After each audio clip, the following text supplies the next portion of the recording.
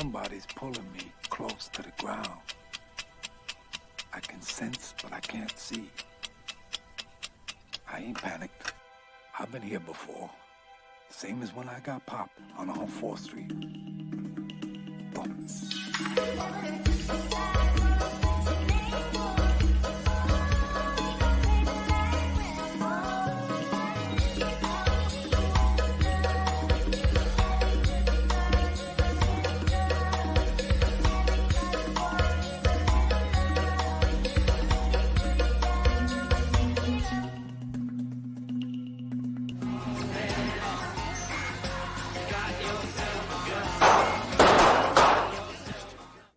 You want answers? I think I'm entitled. You want answers? I want the truth! You can't handle the truth. Did the job. Did you order the code red? You're goddamn right I did!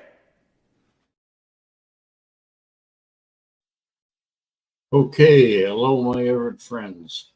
Just a quick reach out to test out some of the new software and hardware add-ons, see if it improves the video quality any, and helps out with integrating with videos and things like that. So just to recap, the platform I use to provide this is a common one that a lot of people do put together podcasts use, called StreamYard, and it is a subscription service. So right now I'm on a modest plan, but I think I'll be upgrading that to get a little more functionality out of this, since things seem to be going in the right direction.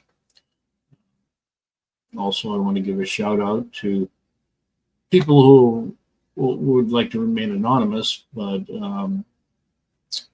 were kind enough to send some donations in so I could buy the few add-ons that I needed.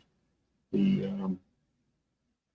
recurring expenses are mainly for subscription services, which include the StreamYard, as I mentioned, and the video editing software or video editing service that I use, which is also online based.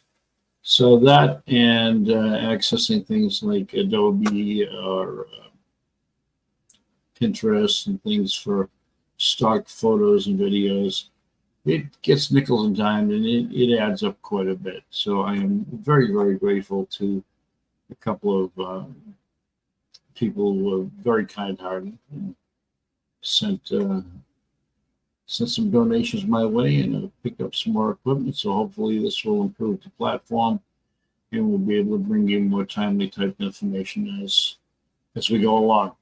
Of course, the current events is the soccer stadium coming up next Monday on the 22nd. Our good friend Tony Raymond returns to the Malta District Court to face that trumped-up charge of witness intimidation that was orchestrated against him by the rogue administration at 484 Broadway.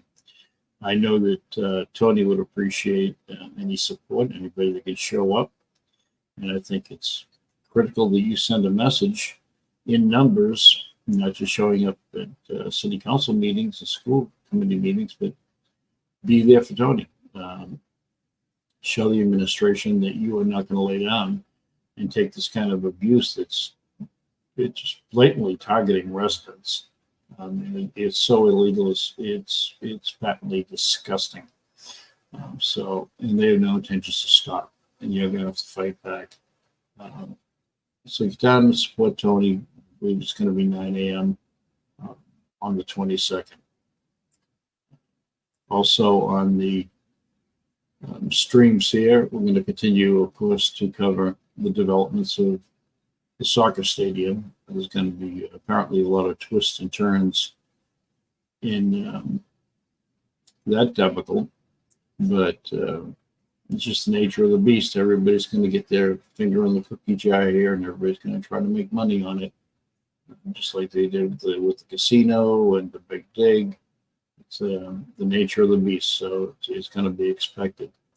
But hopefully this platform here will be able to give you some candor and some information to might otherwise be vague or withheld. So we'll see if we can get the information to you timely. Along those lines, I was looking for some information the other night, and I happened to come across a video. Kind of piqued my curiosity. Well, let's take a look at it, and you'll see just by the title, it caught my attention immediately. So the video is called 5-Minute Report. 5-Minute Report meets Sal DiDomenico, Dan Ryan, and Carlo Di Maria, political allies for Boston MLS Stadium.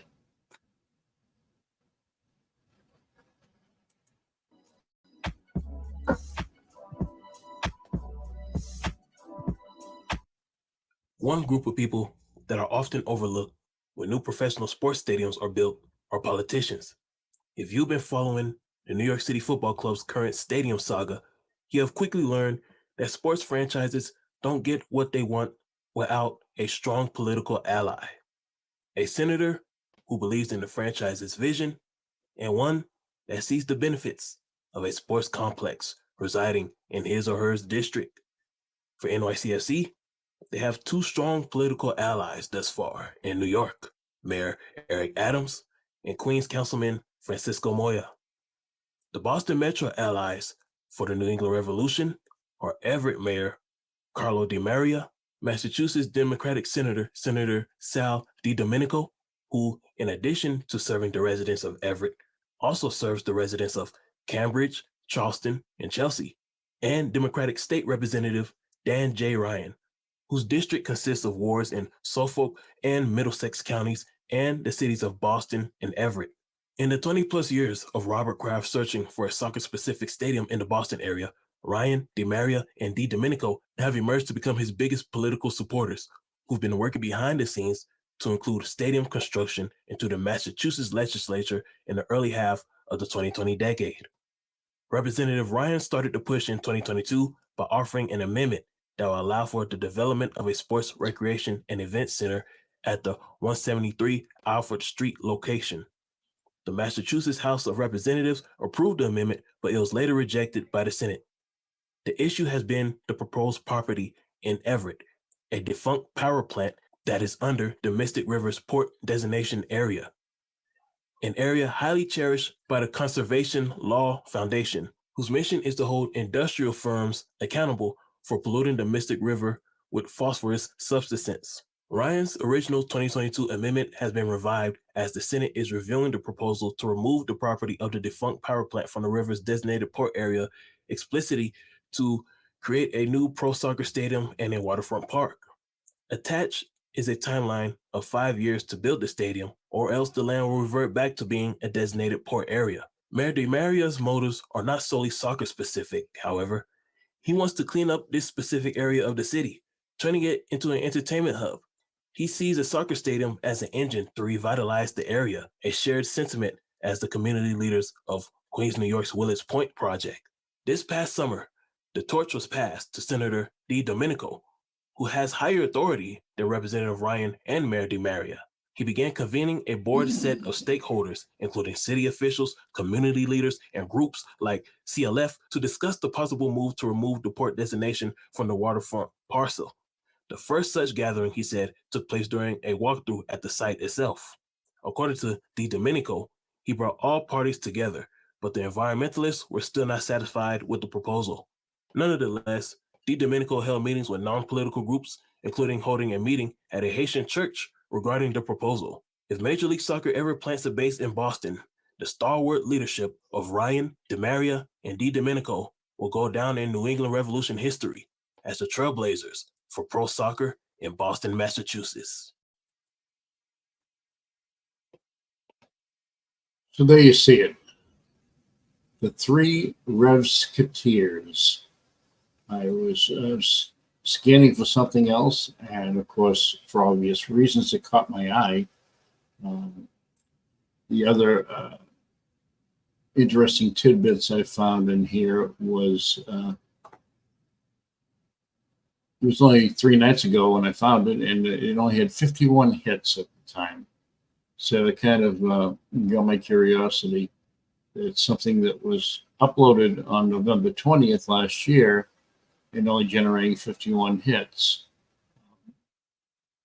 Why such low numbers? And, then when I played it, I found out it wasn't even a local video.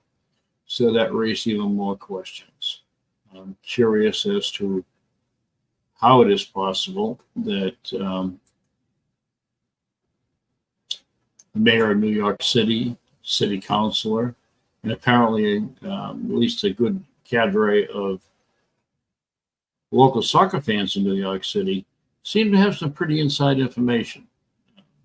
And that was way back before November 20th when it was uploaded. I don't know how long it took them to produce this video, but safe to say that the person had enough inside information to know that the Conservation Law Foundation was involved, that they were at the table, that they were dissatisfied with the outcome.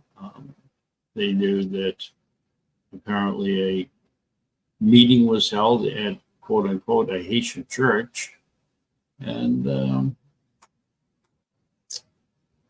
they also seem to know the terms of the memorandum of agreement, because they cited the 5-year exclusivity that the Kraft would have if the legislation is passed.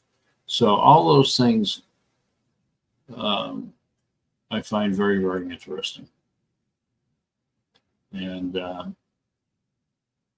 I got permission to use that video from the producer, the man who created it. And in fact, got a follow-up email because it's been there since November, and apparently the folks from Everett, once it was posted on ER2, Everett Reporter 2, the more than doubled his views. I think it's sitting at 127 now. So he was very happy to get some views on his stream, and I just find the whole thing, kind of curious that the outreach started in New York City and not in Everett or Boston. So we'll see if anybody has anything to say about that later. So catching up on previous streams, as I mentioned before, I extended an invitation to Maggie Sullivan, who spoke at the State Soccer Stadium hearings up at the State House. She is chief counsel at the Conservation Law Foundation. I had a few basic questions I wanted to pose. I did get a response, and unfortunately, the spokesperson, Mr. Jeremy Crockford, sent a nice message, but had a decline and said it's a busy time right now, really busy time at CLF, and we're not going to be able to be on the podcast. Keep up the good work. And that was from Jeremy Crockford, the Crockford Media Strategies, who's apparently the spokesperson for CLF.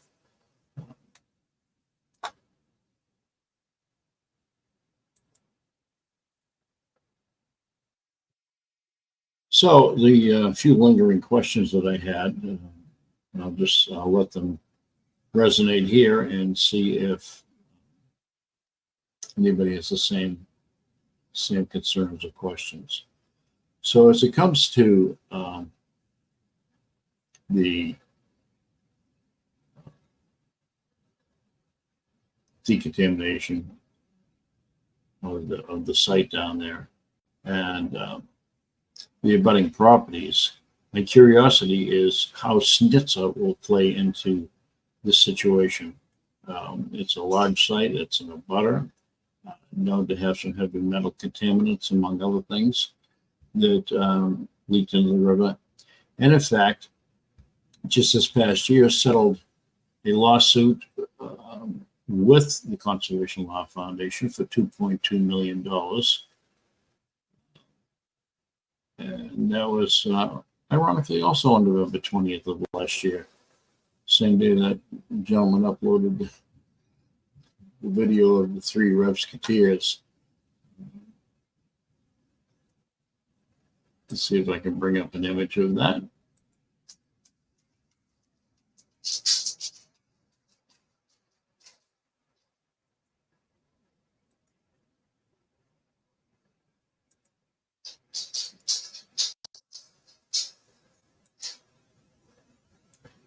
So CLF settled the lawsuit, $2.2 million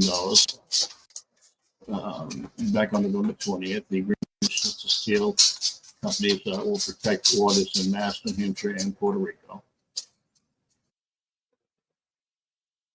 So it makes me ask what Schnitz's role would be in the development of the soccer stadium property and the remediation that's going to take place of all the land down there. They would have to be somehow on board with this, or I just I'm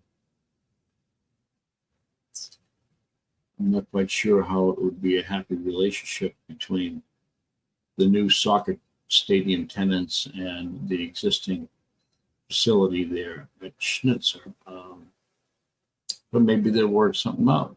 Maybe it'll be interesting to find out. I've extended a few questions to the parent company to see if I can get some information on that. But it's been mysteriously quiet. I haven't heard the name mentioned, and I think this it definitely would be a major concern. That I'm certain. Well, I shouldn't be certain, but it's unlikely that they're going to try to develop the stadium and just turn a blind eye to their neighbor's pile of recycled metal sitting there and any of the potential contaminants that may result from that operation. So we'll wait to see if we get an answer back from CLF. We already, not CLF, I'm sorry, from Schnitz's parent company. And we already have decline of invitation by CLF to talk about it. See what we can find out from there. Moving along, and in upcoming streams, one thing that I hope to cover is the ongoing lawsuit that Carlo Di Maria has launched against Everett Leader Herald, the Philbins, Dorchester Publications, and et al. It's from what I hear, the parties hope to possibly get into trial by the end of the year, and it's producing a lot of interesting information, in the ways of affidavits and depositions. And I'm sure once it comes to trial and testimony, it'll get even more interesting. One thing in particular that I can only imagine is causing some friction is that a number of third parties or interested parties have been added to that, such as Suffolk Construction and other donors to Carlo Di Maria's defense fund. They couldn't be too happy about having to pay their attorneys to find themselves involved in the middle of this. But I guess it goes to the larger question of whether the good mayor's reputation was harmed in the process somehow. So